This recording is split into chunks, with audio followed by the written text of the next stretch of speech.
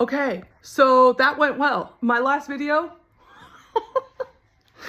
I didn't know I had paint all over myself until I started filming, but this is the way it goes. So I'm not gonna remove it and start over. I'm gonna post this. I'm going to post this. I'll probably get some over here. I'm gonna make bus station purple. I was gonna say bus station brown. I don't think anybody wants to see that. I'm not gonna make that right now. I'm not saying I never will. And it's not really bus station purple, it's train seat purple. Max bench purple, the benches you sit on the Max. I rode the Max yesterday and I was like inspired like by all the colors that the Max uses to advertise itself, and the seats and old Maxes that have like the nasty red seats that you don't want to be taking pictures of, but the purple ones are slightly newer and I was okay taking pictures of those seats. So that is what we're gonna mix next because I already have pink and blue out. So welcome to my madness. I keep saying that. I don't think I'm gonna say that every time. Or I might, I don't know. Says the person with paint all over their face. All right, here we are. I just finished mixing faded bike stand pink. And now I think that will transition nicely into Max bench purple. So the Max is our light rail in Portland, and I rode the Max yesterday and took a bunch of pictures on it because it wasn't as filthy as usual. So here we are. We're gonna mix Max bench purple. Max bench purple. I didn't know if I was gonna call it bus station purple or not, but it wasn't the bus, it was the Max. So gotta be real, you know. So this purple, we're looking at this purple. It has, well, first of all, it has like, you know, it's probably fake leather. So it's got like the grains or vinyl or something. And it's shiny. There's some light shining off of it. There's some darker areas and lighter areas. Let's start with this. This is more pure. It looks like it's not being hit by as much light. Oh, gross. I just saw like a, I don't know what that is. I'm not going to think about it. So we are on a public light rail that goes till I think 2 in the morning. So it could be anything, but we're not going to worry about that because it's just a printout. This color, I kind of don't have on here, but I have all the colors to mix it, I believe. It feels like, though, that it wants a darker yellow. I don't, well, let's just see. Remember the purples I made in that other video that probably no one watched because it was too long? So I have these. Let's just start here. Start with this. So we have our close-up of the color and our paper. And I know I'm working with a very limited space, but it doesn't matter. So we have a blue. Let's start with the blue.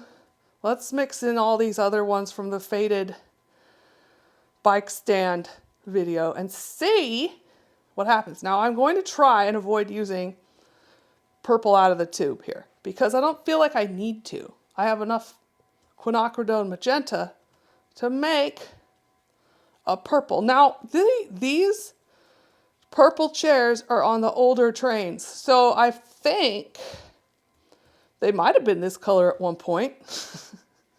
This is totally not it. See, I'm just gonna, you know what?